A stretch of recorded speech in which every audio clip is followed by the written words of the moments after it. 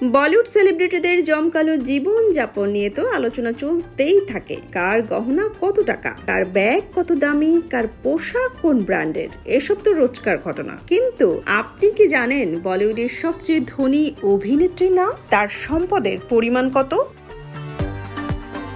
অনেকেই মনে করেন দক্ষিণী নায়িকা নয়নতারাই ভারতের সব থেকে ধনী অভিনেত্রী, কারণ তার নিজস্ব প্লেন রয়েছে। অনেকের আবার ধারণা আলিয়া বা দীপিকাই সবচেয়ে ধনী, কিন্তু না, ভারতের সবচেয়ে ধনী নায়িকার মুকুট এখনো সাবেক বিশ্ব সুন্দরী ঐশ্বরিয়া রায় বচ্চনের দখলে।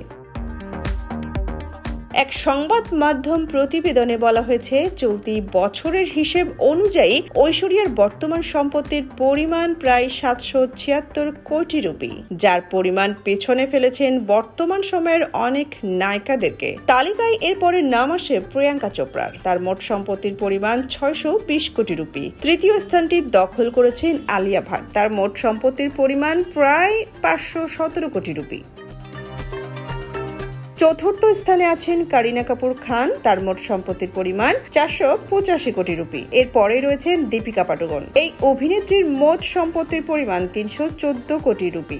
ষষ্ঠ স্থানে আছেন আনুষ্কা শর্মা। মোট সম্পত্তি 255 কোটি রুপি।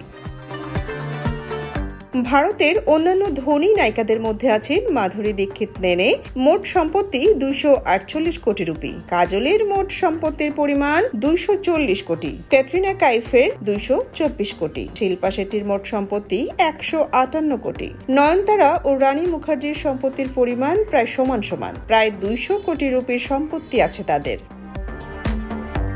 সোনিয়া খান, খবর সংযোগ।